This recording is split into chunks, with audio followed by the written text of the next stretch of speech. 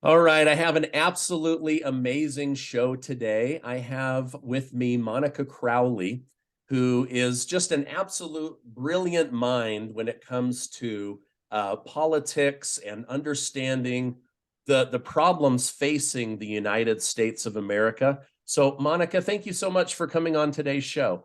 Well, Stephen, thank you so much for having me and for that fabulous introduction. I'm going to have to take you with me wherever I go. So every time I walk in a room, you can make that intro. I Oh, appreciate your having me. Thank you. yes, absolutely. So you have experience near the end of President Richard Nixon's life of working with him, not when he was president. You were by no means old enough to be in that time frame, but you also did some work for the Trump administration. And so you have a lot of experience with the good, the bad, and the ugly of politics and Washington, D.C. Our country is facing a lot of uphill battles. And so, off air, you and I discussed four areas, and I'd like to go through those and get your thoughts for my viewers. The first one is you talk about how Marxism is slowly creeping into the United States. And I remember when I was growing up many, many years ago, many leaders from Russia said that the United States would become a communist nation, but that it would show up in the form of socialism. But now, fast forward 40 years, I am starting to see some of the doctrine of Marxism creeping in. So help us understand why you think Marxism is creeping into the United States and why that's an issue. Sure. And really, this is the number one threat that we face. It is an enemy within. We have plenty of external enemies, and we can talk about that too, Stephen, from the CCP to Iran's search for a nuclear weapon, terrorist organizations around the world. All of those things are dire threats to America. But to me, the most dangerous threat that we face is the weaponization of our own government against us. And the reason it is weaponized is because the Marxists have conducted this long march through our institutions, through our culture, through our politics, in every direction. You know, you use the word creeping in or slowly coming in, and I just want to correct you with all due respect, Stephen. Okay. So this Marxist revolution that we have been experiencing, that a lot of people are now seeing with clearer eyes now, has actually been going on for nearly a century. It started as a KGB operation in the 1930s from the Soviet Union. They realized they couldn't defeat us from without, so they decided that they were going to try to defeat us from within. And so they began this long-term project of infiltrating America with their operatives, with their eyes set on seizing control over the major pillars of American society and life. That is academia, the news media, and the culture, Hollywood, movies, television, music.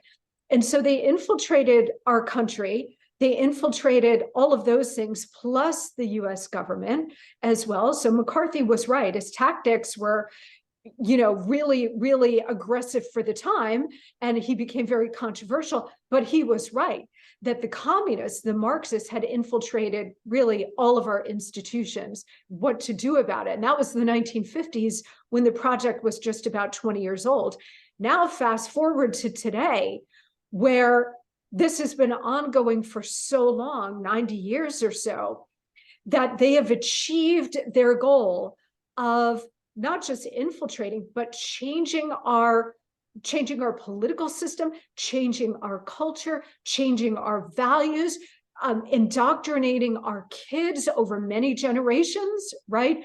To the point now where we are at a real tipping point with this country.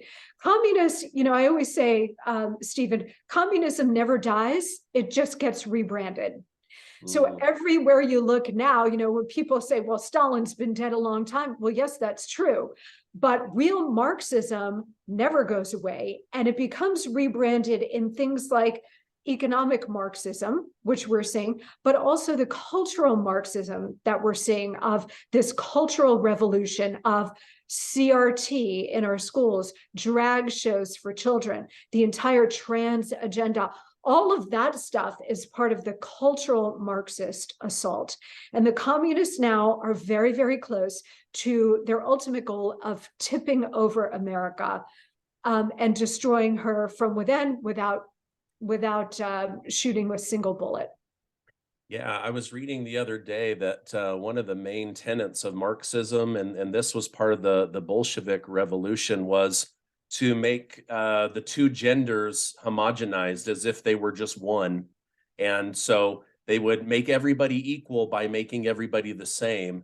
They would then seek for where America tries to provide equality of opportunity, they demand equality of outcome. And so these ideas, they sound good, but as they start to creep in and your rights are stripped, your freedoms are stripped away from you, it's not until they're gone that you realize, wait a minute, we've been the frog in the boiling water, and they've just been raising it up to the point where it's almost like a fish. You ask a fish, hey, how's the water? And they say, what's water? Because it's just around us. It's part of the culture, to the point where we don't even realize that it's a part of the United States anymore. That's exactly right. And that frog analogy is a great one. It's a classic, and it's a classic for a reason, right? Look, a lot of people, including a lot of friends of mine who have always been Democrats and they continue to vote Democrat, what I think they're missing, what I think they don't understand, is that this is not the Democratic Party of your father or your grandfather, right? This is not, I think a lot of people assume that they're voting for the party of Bill Clinton, or they're voting for the party of JFK, or even FDR.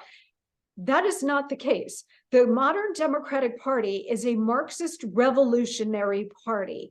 Does that mean that every single Democrat in office is a Marxist? No, but that's where all of the energy and activism are.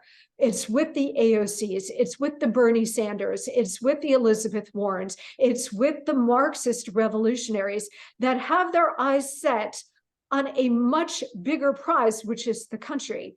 It used to be, growing up, it was, well, the parties have their differences, but the vast majority of people on both sides of the aisle agree that here's where we want to take the country. We want a stronger economy. We want to be strong on the world stage. We just differ about how best to get there, right? So our differences are on the margins. What we are now facing is the reality that we have been in a war for the future of America for decades, and only one side has been fighting it, them. And what you got to understand with Marxist revolutionaries, they never sleep, they never rest, they never falter, or when they do, they get right back up. They are around the clock with this ideological mission, and they've got shock troops like Antifa and Black Lives Matter and college kids and union folks and you name it. So all they have to do is throw a switch, and they've got millions of people in the street on any given day protesting whatever. So we are now at this tipping point that, the Marxists in the 1930s, when they started this, could only dream of. And I think we need to reach out to everybody, not just people like you and me who understand the dynamics of what's actually happening here, but people like in the middle, independents, liberal Republicans, and Democrats too, who may have come of age in a more traditional kind of Democrat politics, but need to understand that that party is long since gone. And you see it in people like Tulsi Gabbard. You see it in people like Bobby Kennedy Jr., who's now running for president, who is trying to do what Bill Clinton did in the early 90s, which is drag the party kicking and screaming back to the center, away from the communist left, back to a reasonable center, and traditional stands of anti-establishment and anti-war. Now the Democrats, everything has been so inverted that they're pro-war, pro-establishment, and they're coastal elites.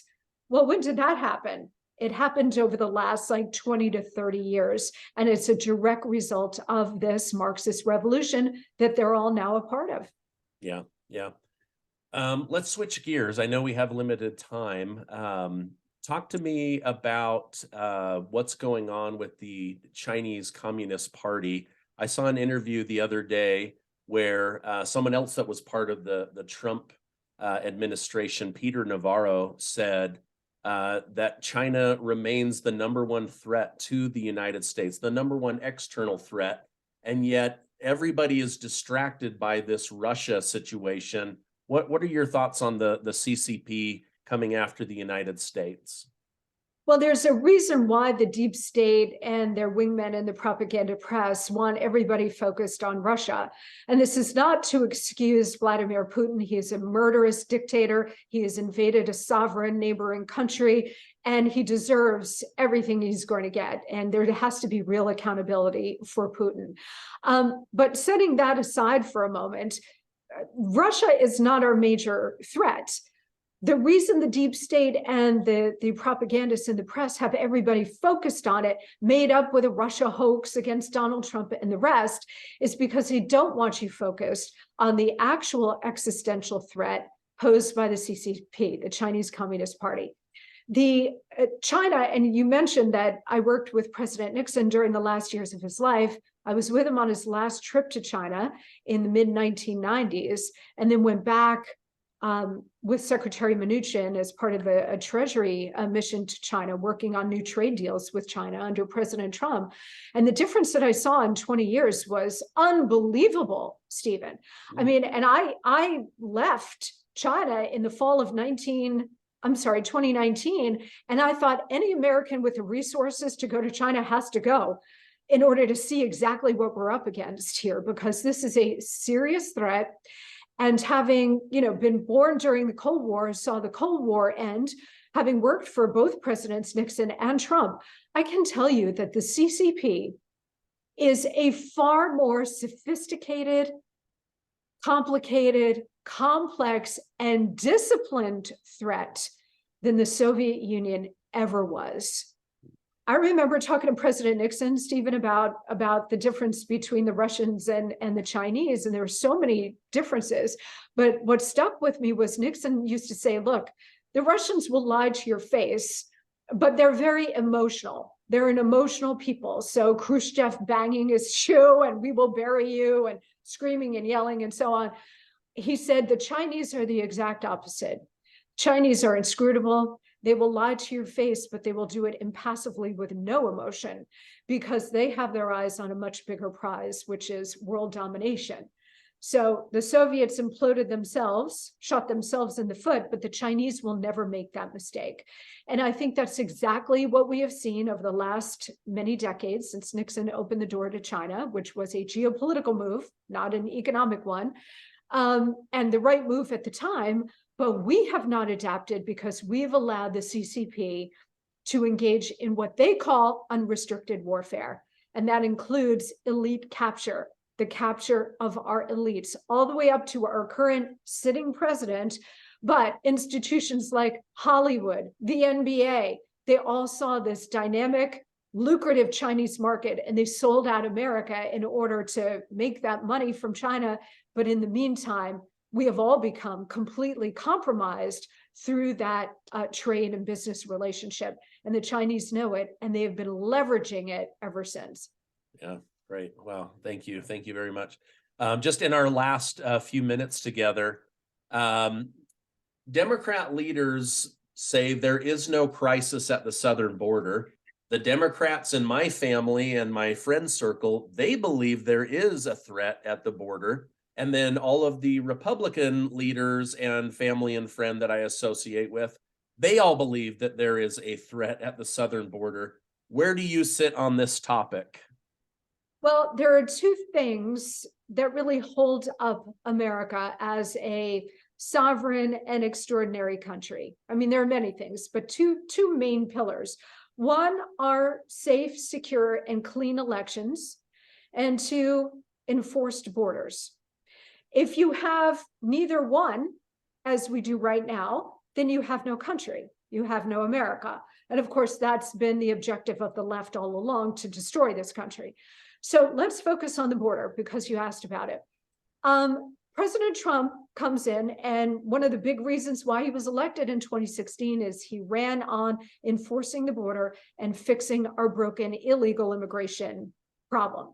So he came in and did both of those things. He enforced the border, built over 400 miles of wall, would have gotten more done without the likes of Paul Ryan and some in his own party stopping him, and essentially fixed the illegal immigration problem. Not 100%, because a country of this size with big borders and coasts are never going to stop every illegal immigrant from coming in. But he got the numbers way down and basically solved the problem. Biden comes in, throws out everything, reverses everything, and throws open wide the border. We have seen the absolute wreckage as a result of that wide open border for the last year and a half, going on 2 years, right? We have seen record amounts of fentanyl coming in the country, killing over 100,000 Americans. We now see the cartels having operational control over our own border. We don't have control. The deadly cartels have control. We are seeing people from nearly 200 countries streaming across the border without being vetted, processed, or anything. That includes countless Chinese nationals. That includes people coming from Islamic majority countries. We have seen a couple of hundred people come in who have appeared on the terrorist watch list. These are the people that we know about, on top of the nearly 2 million gotaways. And by the way, Stephen, I think all these numbers are lowball estimates. I think the number is actually much higher when you come down to it. So we are now experiencing a complete overwhelming of the border, but also of all of our systems, because we cannot absorb 7-8 million illegal immigrants coming into this country, melting into the country, but putting a tremendous strain on all of our resources, from education to healthcare to transportation to you name it, where Americans are shunted off in lieu of these illegal immigrants who have broken into the country. So this is a very dangerous problem economically, national security wise, in every possible way, but it's being done deliberately. Everybody needs to understand that critical point, Stephen. This is not incompetence. This is not senile Biden just bumbling through and making mistakes. This is a deliberate policy to flood the country in order to get these millions on a pathway to citizenship, ultimately to voting, to lock in a permanent Democrat voting majority, a one-party country. So you never again get a Republican president, never mind a Republican majority in Congress. And what we know about a one-party state, it's called Marxism. Yeah, wow, okay. Well, that was going to be my follow-up question is this being done on purpose, or was this Biden being so angry with Trump that he just reversed anything that Trump signed his name to, and that has caused the collapse? But you believe it was very purposeful? Well, he does hate Trump. So yes, you're right about that point, that he's reversed just about everything that he could possibly reverse. But when it comes to the border and illegal immigration, 100% this is being done on purpose. And here's how you know why. Because any normal president of either party, when they have adopted a policy that is backfiring on them politically, just out of sheer desire for political survival for themselves and their party in the next election, they will change course. They'll course correct. Even Jimmy Carter, toward the end of his term, course corrected on the military, Afghanistan, and the economy. This president has not lifted a finger to course correct. Okay, now they had a better than anticipated midterm election last year, and so they just keep plowing through. But this is about something much bigger. This is about the fundamental transformation of the nation, and that's why they haven't stopped, right? I mean, no matter what, I mean, you take a look at recent polls, Stephen, and it shows upwards of 60-70% of the American people are appalled by what's going on at the border and the fallout for their own families and communities. So this is not redounding to their political benefit. It's going to be a huge benefit for President Trump, but this is not redounding to them. And that tells me that all of this is by design. They look at the 4 years under President Trump as a complete loss of time, because they expected 8 years of Obama, 8 years of Mrs. Clinton to lock it all in, country permanently transformed. Well, we got President Trump, And in those 4 years, he delivered a booming economy and world peace. I don't know what more people want or expect from a president. He delivered all of that. We see that as a great success. They see that as an epic waste of time. And that's why Joe Biden has been moving with all deliberate speed in every direction to try to make up for that lost time. Wow. Okay. Well, thank you so much for coming on today. I really appreciate it. I know you've got so many years of just being in the trenches, understanding this stuff, rubbing shoulders with both sides, understanding the issues. If people want to continue to get more information from you, where should they go? I know you have a podcast that's doing very well. Oh, thank you, Stephen. Yes, it's called the Monica Crowley Podcast, and you can get it wherever you get your podcasts. So Apple, Google, Spotify, Stitcher. Just check it out, and please listen to it, because I'm really proud of the show. I put a lot of time and energy into the show. We've got some great guests, and while we deal with all of the really important issues, we have a lot of fun too. And on social media, Instagram, I am at Monica Crowley _, and Twitter and Truth Social at Monica Crowley. Okay, great. Thank you again so much for coming on, and I hope you have a great rest of your day. Oh, thank you. It's my pleasure, Stephen. Thank you for having me.